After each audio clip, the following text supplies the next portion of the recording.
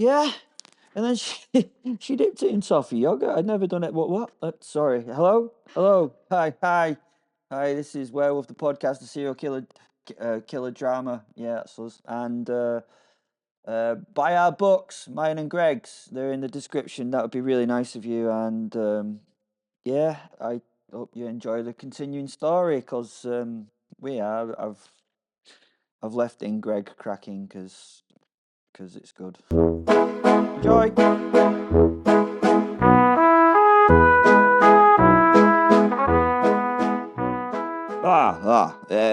Wing Commander Montgomery Fortescue here.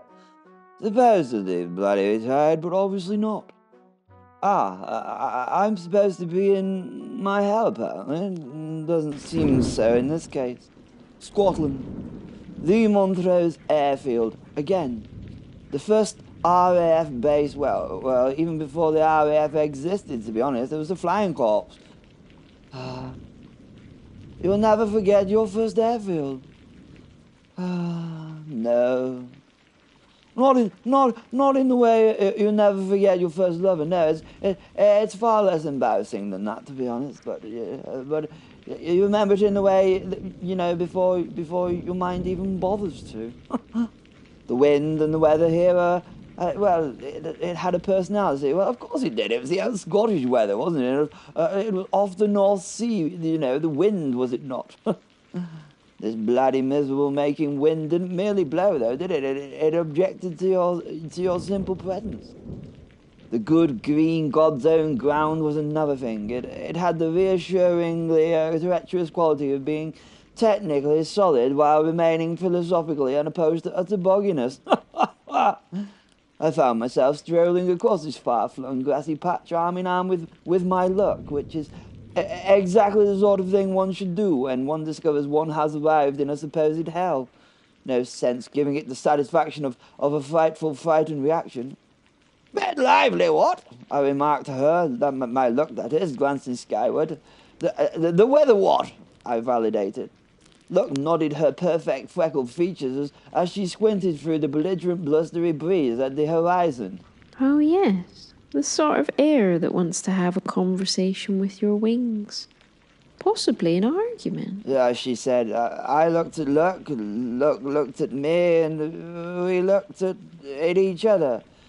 She never bloody failed to impress, and we had known each other for an awfully long time by now, by then, by there, by here. Normally, people I know fail me at some point. People always tend to do so, It is an inevitable. It is inevitable with most relationships. Never heard of. She'd never let me down, not once. Although, was she a person? A people? No, not a people person. A person with right? I don't know. She was not one though. I scratched the stubble that had grown on my chin. Another bloody damn thing to contend with when this bloody thing was over. Well, that I would hopefully get to contend with if this bloody thing was over. Was Luck human? Was she? I don't know. Today, perhaps not today, but now I would argue for yes. That was confusing. I mean, apart from those green glowing eyes, eyes. I mean, they're not very human, those, are they? You know what I mean? "I am a personification," the lady said. Yes, my dear. I do get lost in these pronouns these days, though. I told her in a quandary as to what I even meant. Thankfully, the weather worsened as a distraction from me and my babbling nonsense. That was done by Belphastus, methinks, because he had all the subtlety of a man rearranging deck chairs on the bloody Titanic with a sledgehammer. Strange description of the workings of a man's mind there, but apt in this case. In this case, I like to think, much like the Titanic, I'm bloody unsinkable. "The Titanic sank?" Said Luck, reminding me that she could read my thoughts. Oh, yes. I reconsidered. Quite so. and then suddenly looking up, the sky just bloody collapsed. Yes, it just collapsed into what I could consider as intransient rain. Yes, intransient rain. Not rain as one usually experiences it. No, you understand. Even in Scotland, this rain had nasty intent. Rain that had been bloody briefed. Maybe even evil rain, if rain can be an evil thing.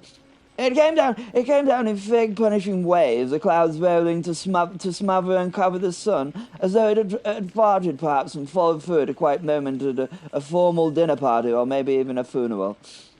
I buttoned my coat against it, the rain, that is. Well, I said, that's what my beloved Scotland does, doesn't it, darling? Look laughed, which I felt was entirely the correct response to my statement. I liked her laugh. Her amusement was welcome and a reward, so I continued on the theme. Yes, of course I did. Give it a moment, my dear, and the weather will get bored and turn into something else, won't it? Yes, another laugh. Although on the bright side, it keeps those damn midges at bay, what? We encamped for a moment, companionably, as we battened down our layers of clothing. The storm was doing its absolute best to be taken seriously, let's just say that. They are meant to find this bloody unpleasant, not a challenge, said Belphastus, somewhere between the thunder and his own expectations. It was somewhat disconcerting that I could hear the fellow in my mind. Maybe he could hear me. That would be a thing, what? I know what, I could test it. Let me try and communicate with this bleeder. Oh, it's unpleasant, but it's also a challenge, I said, grooming my somewhat wind-weary moustache. You heard. Good. Look, also seemed to be hearing our words. She did not question what I was saying, but just gave me a supportive smile as I delivered my lines. Terribly inconvenient, this wind and rain. What ruins the old barnet? Ha ha! I continued. I find it very character building. Added look. Not that you have to build such, my dear, I replied, bowing and kissing the back of her hand. You are a personification of luck that does not lack character. I remarked. a bit whimsical of me, but if it were to help Belphastus's irritation, then ballyhoo to that. It did. I mean, irritate Belphastus, that is. He was clearly feeling somewhat underappreciated, and I'd say he was a little more annoyed after my response. As a response from him, he turned the inclement weather up a couple of notches on the old belligerentedness scale. The wind sharpened. Yeah, bally good description there, writers. It sharpened into something with edges, trying to cut through our tied-down layers. The rain perked up somewhat to it, stopped its drear delusional downpour, and began traversing the sky somewhat, well, sideways, adding personification to these things, you know, such tosh that certain writers expound to a non-living thing like weather. Looked at me, as I had to reassure her a little bit. No, not in your case, my dear. Anyway, back to the rain. We could say that the rain did this with, you know, the sideways bit, with obvious alarming enthusiasm to become the sort of storm that could make other men with that presupposition to such abhorrent things write trite poetry or pointless apologies. For men without those unhelpful qualities, it just made them bloody run for shelter, which it should. I, not being either sort of man, vague, I know, yes, held the lady next to me a little more supportively, and then leaned into all that the sky had to give us, smiling. Now that's more like it, some bloody proper weather, what? Luck grinned. Proper flying weather, she said, to which I had to laugh in response. I mean, to throw the old canvas-bound kite up into this nonsense was not the move of any sensibly minded flyer. But, well, I was not such a renowned aviator due to my commonsensical approach to flying, was I? You can say I flew on the coattails of my inspiration, who was in my arms now, Look herself. I let go of my mirth. Wah, wah, wah, wah, wah. A laugh which was released and then stolen away by the ravenous wind. Indeed, if one survives in such a tempest as this, then one earns one's tea, what? I told the young woman. In my mind, I heard Belphastus make a noise that suggested a being reconsidering several life choices, most of them involving us. I could not see him, just hear him, but in my imagination I could see him striding about the professor's drawing room with an inclement temper.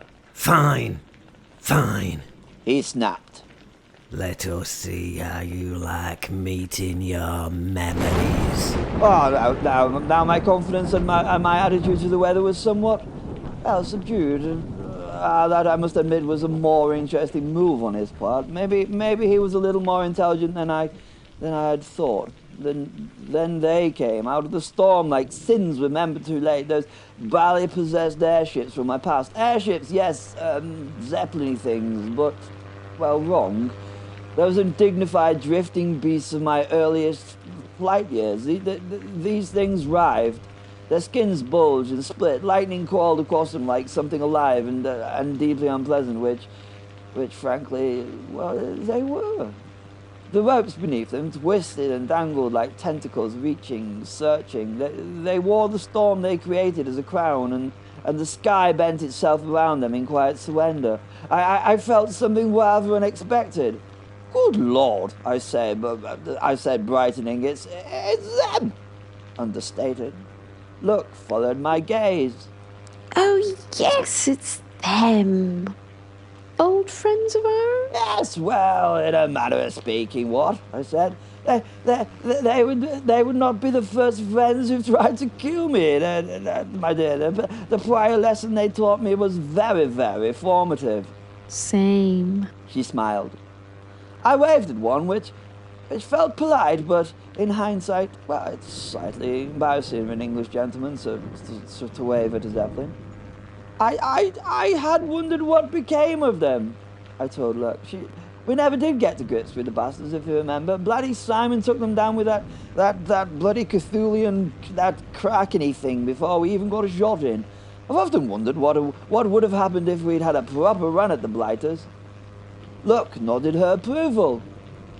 I suppose it depends whether or not you have luck on your side, I told her. She smiled, nodded, and gave me somewhat of a conspirational wink. Good show, tally-ho, chaps. Here we bloody come then, I said. Yes, you can tell I added it with some enthusiasm. It's getting time for us to hit the crease, my dear. What? Who doesn't get a simple cricketing reference? Well, yes, bless them. They don't have the mental fortitude for a game that takes several days and has breaks for tea and lunch, no? Oh. Okay, what should I replace to hit the crease with and why? I beg your pardon? What do you mean it could be misconstrued as me doing what to Lady Luck? Only for those with disgusting minds. Philistines, all of you. Not a single bloody gentleman amongst you writers. No. Bloody airy-fairy word artists. Okay, how about... It was time for me to get right up amongst them. What do you mean that could be misconstrued too? Perhaps a suggestion from you then, huh? Okay, literal. How it should be, in my opinion. None of this stuff. Him.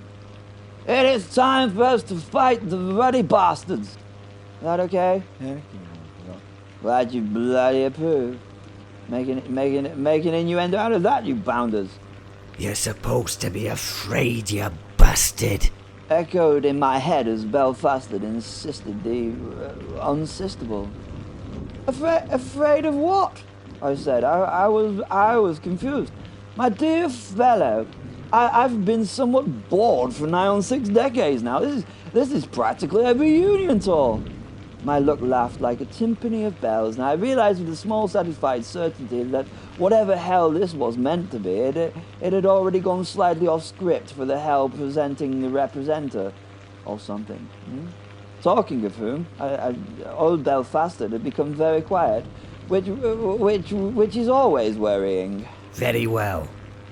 Let us try something a little more, shall we say, personal. He said with the careful precision of someone deploying their final argument.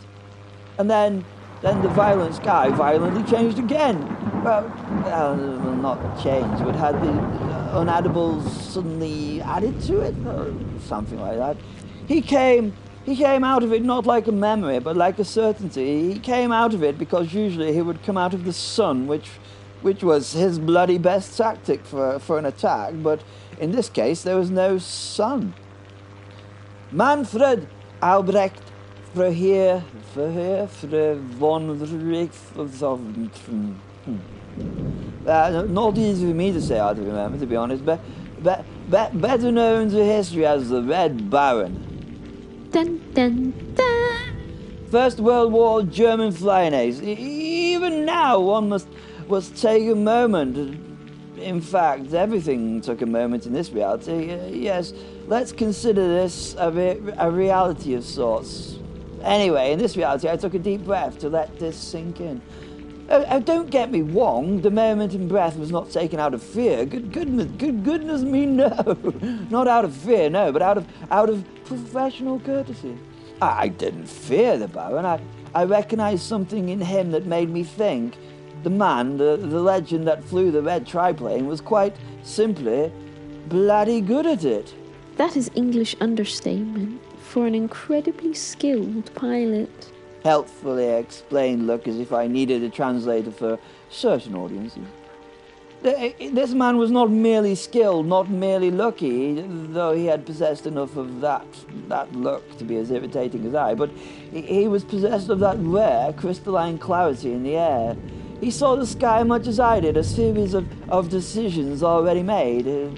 He had 80 confirmed victories, and one suspects several more than that simply hadn't had the decencies to be counted by observers. He had begun his career as many do, in the cavalry, in the mud, horses, the general indignity of terrestrial warfare, before discovering the sky offered a much cleaner sort of dirty killing. There in the sky, he became something close to, how could I describe him? Well, flyer, yes. In fact, he became eponymous as one. He was the flyer. To me, a flyer who was my worthiest and most deadly opponent because he was inevitably, well, invincible. For me, that is. Of course, there were embellishments to the story, rumours, mostly whispered things in mess halls and dim corners that somewhere along the line, somewhere between victories and legend, apparently he had encountered something older at some point, something nocturnal, something like Dracula, though one suspects even Dracula might have taken notes from this man about being on the wing. You know, Dracula being able to be a bat and stuff. Whether bitten, blessed, or simply improved upon, the Baron had acquired that faint, unsettling edge that one doesn't learn in training. Not that we had training in those days, oh no. As I thought all these thoughts, he landed his plane lightly as the maelstrom around him tried to do all it could to destroy it and him. Well, that's rum luck, what? I said, genuinely pleased to see him. This is a turn-up for the old books. Look, glance between us. You know him? I smiled at her. Was she being her tricky self? What? Don't you know him, my dear? I questioned. The Baron had seemed to have been very lucky in my mind, so how did she not know him? It would be somewhat bizarre if she'd not known him. Never laid eyes on him before. She said with emerald green orbs of not eyes. But you have? Not a question from her this time, a statement of fact. Oh, yes, rather, I said. We tried to kill each other quite often for quite a few years. Never quite bloody managed it, I ruminated. It was all very sporting, actually. Gentlemanly evening. Airborne chivalry and all that good chappedness nonsense. Knights of the sky, dueling our flitting steeds. Very trite. I again scratched at the old stubbly chin in consideration of the statement. I considered it, and then I stopped doing so out of a lack of realization of my realization. I had rather thought that you had been there for many of those contests between us, my dear, you know, watching one's back and all. She shook her head and shrugged apologetically. Ah, I said, a little taken aback at the fact that I had done all those things on my own. What do you think he wants? She asked. I returned to the when and now from the past and then, turning to the plane and the contents of its cockpit as it rolled up jauntily beside us, and there he was, just as I did not remember him. The Baron.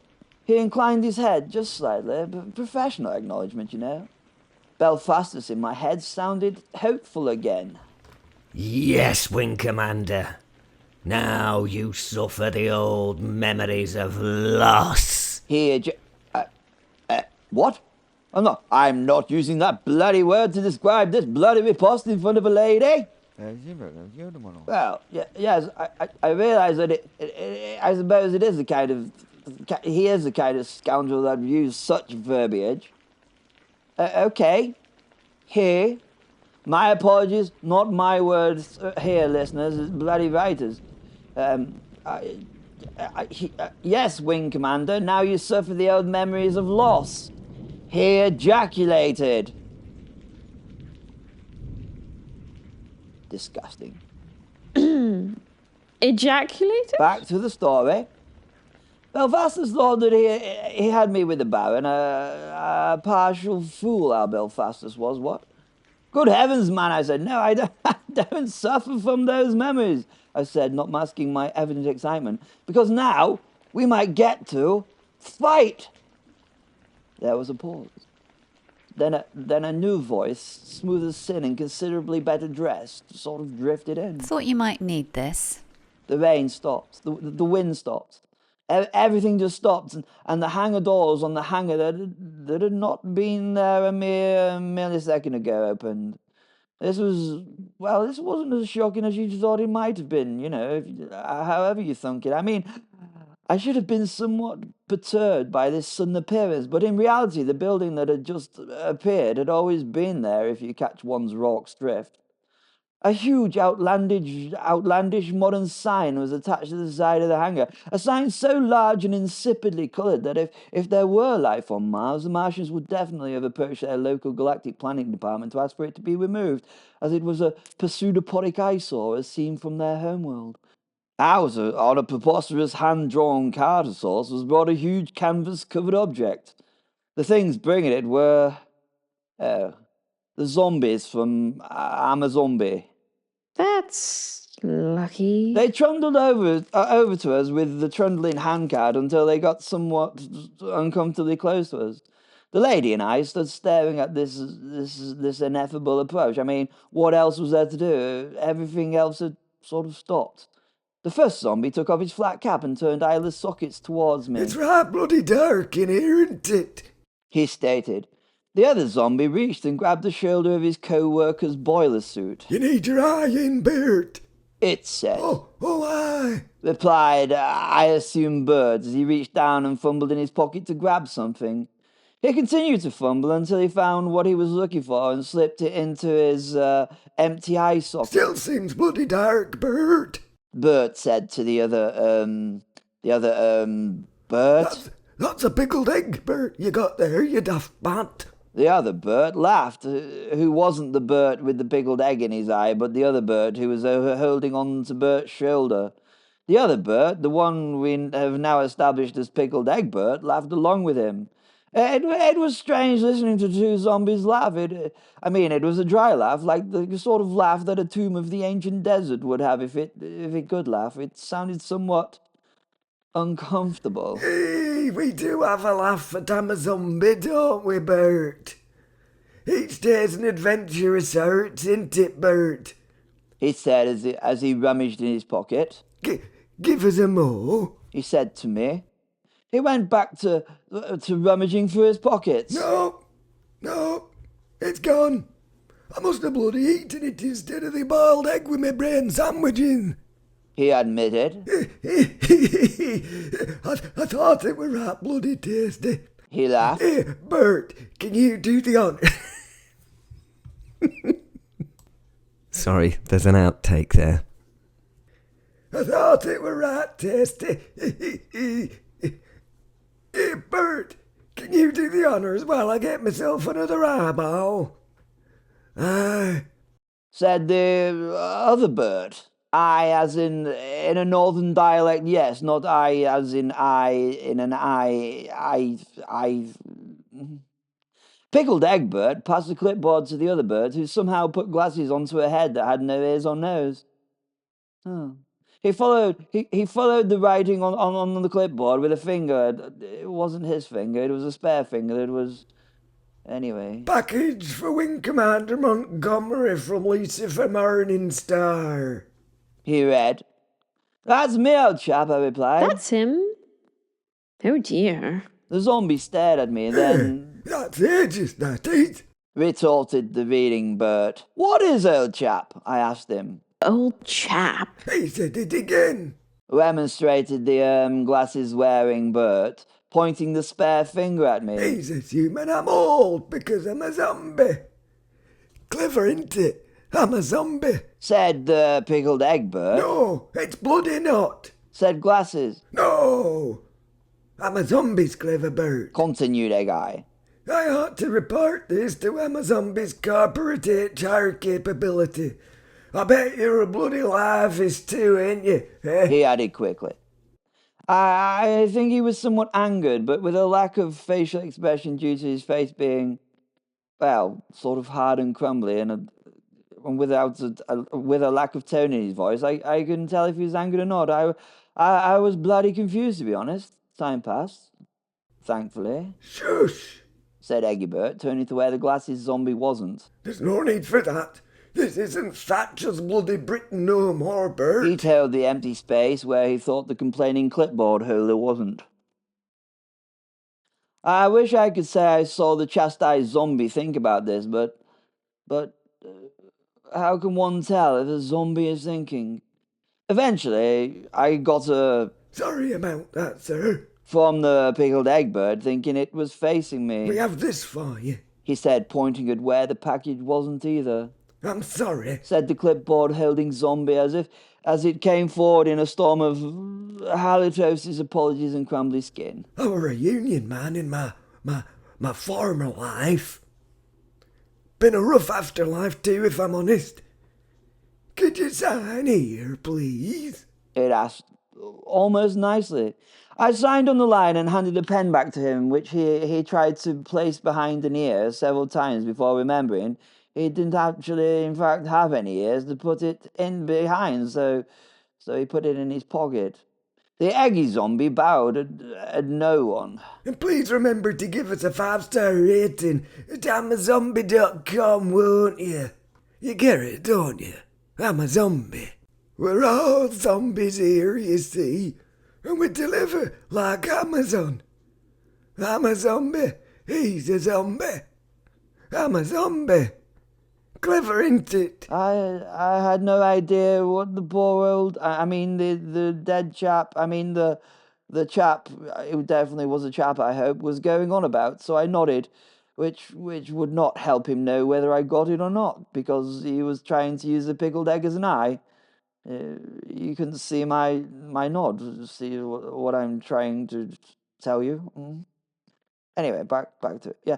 Yes, well, thanks, I told the two of them. Yes. Well, thanks. But Glasses then came and took the pickled egg bird by the shoulder, turning him around and steering him back towards the giant doors behind them.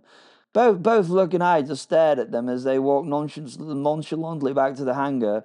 When they reached it, they entered and then disappeared. No, No, not just the zombies. The whole bloody thing. You know, zombies, hangar and all. I turned to look with somewhat of a quizzical look as to what had just happened. Luckily, she had the same look as the look I had while looking at... Look. A huge package, Wing Commander. She winked. I didn't get it. She shrugged, bemused, and walked over to the canvas-covered item on the trailer. I followed, and she turned back towards me, smiling and holding the canvas. May I? She asked. I nodded my agreement. Of course, my dear. She quickly whipped away the canvas, which seemed to dissolve into the still air. Ta-da! My goodness, what a glorious sight! Thank you. I did my hair. Lucy Morningstar must have summoned my weapon of choice for such an adventure, and reality and Amazombie obliged by delivering it. It was a rather lovely Bristol F.2 Fighter, all wood wire and quiet menace. I say, I gasped. You say what? The devil asked. He cannot say anything at the moment, Lucy. He is struck dumb because of the stupid contraption you sent him. Stupid contraption? I quickly reacted, then redacted, as I realized this was Luke's effort to pull me out of my dumbstruck state and make an active participant in what was currently happening. Oh, yes. Bravo, Luke, I conceded to the green-eyed goddess. You're welcome. Do try not to scratch it. The War Museum wants it back. I beamed at the delightful little kit before me. Magnificent, I said, sounding out each perfect little syllable of the only word that could actually report how I felt about this little F-2 fighter. Turning, I offered Luke a hand to climb onto the wing. After you, my dear. Why, thank you, sir. Co-pilot seat. Best bloody view in the house for my best bloody lady. She took my offered hand and stepped up with easy confidence, as though boarding a death-defying aircraft in hell was precisely how she'd sort of planned to spend that afternoon. Probably was, to be honest, knowing these god types and what they know about guff. Once she was in, I lowered my undercarriage into my position. I sank into it, struggled and snuggled, finally settling into the pilot seat, hands finding the familiar places for them. The flying machine hummed with the peculiar promise only a good aircraft does. Across the field, holding a salute still, the Baron waited. The weather switched back on, and above us the nightmare airships writhed behind it all. Belphastus fumed gloriously. Oh, do stop sulking, Belphastus. Lucifer said mildly. You gave him his hell as you thought it would look. Little did you know that a desk with paperwork in GCHQ is Monty's hell. I know. No, I really do know. I changed my mind then. I wanna change. Oh no, my dear. Under my... Never mind, you're not my anything. The game is on. You took your metaphorical hand off the pieces. They must be played as stands. Flies? It warms my heart, if I had such a thing, that you thought a man like Monty would quail at this. Your idea of his... hell. Gosh, the lady was bloody correct. This was bloody wonderful. I grinned as I pushed the throttle forward. Right then, I said as the plane started to roll. I saluted the Baron as his plane moved to mine in response. Let's see if we can finally settle this, old chap. Tally-hoo!